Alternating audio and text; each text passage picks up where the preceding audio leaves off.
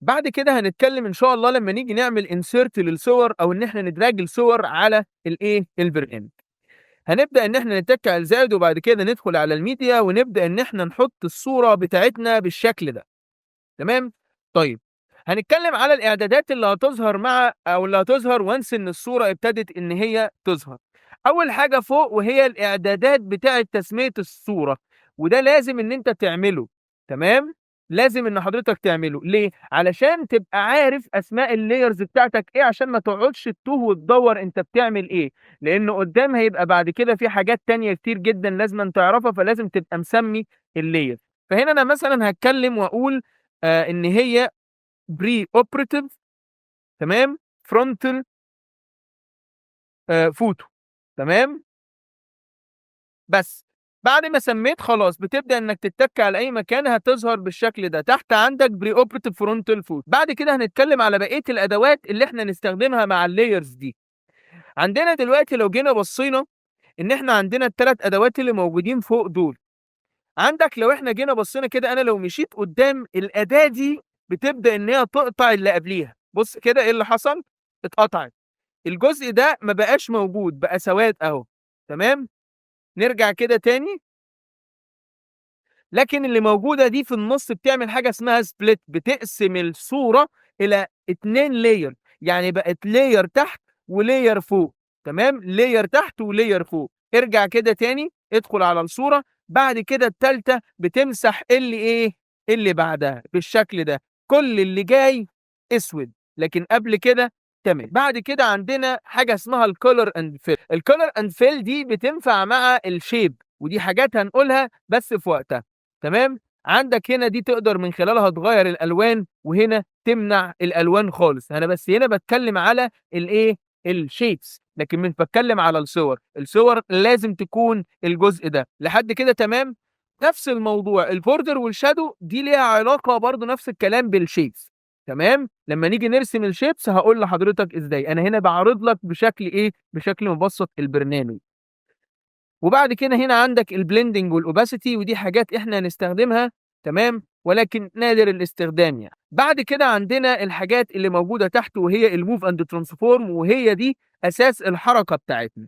الmove and transform أول واحدة بنقول عليها الposition، تمام، بتحرك الصورة بتاعتي فوق بالشكل ده، تمام، أو تحت أو يمين أو شمال. وطبعًا إحنا لمّا بنيجي نحرك الصورة لازم تتحرك من الmouse pad دي. تمام؟ طيب، دي أول نقطة. بالنسبة إلى النقطة التانية وهي الrotation، بتخلّي الصورة تروتيت على حسب أنت عايزها تروتيت إزاي. بتبدأ إن هي تروتيت زي ما حضرتك شايف، ولو كمّلت ال360 درجة، تمام، بتبدأ إن هي تعمل لك 1x، يعني معنى كده عدد اللفات اللي هتلفّها قد إيه. ودي إحنا هنستخدمها ولكن في الإفكتات نفسها. نرجع كده تاني.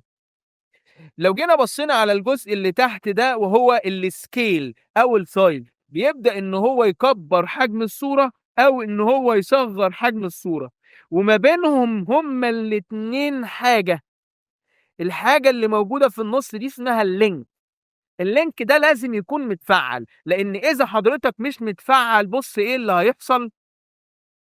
هيحصل عندي بالrespective distortion، هيحصل عندي distortion وتشوُّه للصورة، وبالتالي أنا محتاج إني أنا أعمل إيه، أعمل الlink زي ما إحنا شايفين كده. وعشان يحصل الlink لازم يكون الرقمين ده وده الاتنين قد بعض. يعني مثلًا لو الدنيا عندك باظت بالشكل ده وأنت مش عارف لو الدنيا باظت عندك بالشكل ده وحضرتك مش عارف ترجّعها تعمل إيه، تبدأ إنك تضغط هنا وتخلّي الرقم مثلًا 100، تمام، والرقم اللي جنبيه برضه هنا 100، وبعد كده تقفل اللينك وبعد كده تبدأ حضرتك تكبّر، تمام؟ طيب، دي النقطة اللي أنا باتكلّم عليها. اللي تحت ده مش بتاعنا، ده بتاع الmotion graphic العادي ولكن مش الdental، برضه نفس الكلام بيبدأ إن هو يعمل distortion، تمام؟ طيب، بعد كده عندنا حاجة مهمة جدًا وهي اللي موجودة هنا، وهو ده اسمه الkey frame. والkey frame ده اللي إحنا بنقول عليه هو عبارة عن مفتاح الحركة. زي ما قُلت لك في الأول إن أنا عندي حاجة اسمها الframe، والframe ده هو المسؤول عن عدد الثواني اللي هتبقى موجودة، وده هو المسؤول عن حدوث الحركة، وهو ده السر في الmotion graphic. بعديها بنلاقي تحت هنا حاجه اسمها الجرافيك اديتور او الجراف اديتور، وعلشان يفتح لازم يكون عندي 2 كي فريم بالشكل ده، وحضرتك هتيجي في النص ما بين الاتنين ونبدا ان احنا نشوف الجراف اديتور بتاعنا. الجراف اديتور ده هو المسؤول عن جعل الحركه تكون بشكل سموث، تمام، ما تبقاش حاده، يبقى في هنا كده روح للحركه. انا هنا كل اللي بعمله ان انا بعرفك بس الموضوع بشكل مبدئي، تمام، لان احنا لسه بنشرح البدايه. بعد كده هنيجي نتكلم على الإفكتس، تمام، وهنا عندك إفكتات كتير جدا وعدد لا نهائي من الإفكتات، ولكن الفكرة في إزاي تستخدم الإفكتس دي. وفي الفيديو الجاي إن شاء الله بإذن الله هنبدأ أول حاجة معانا في البروجكت إن شاء الله.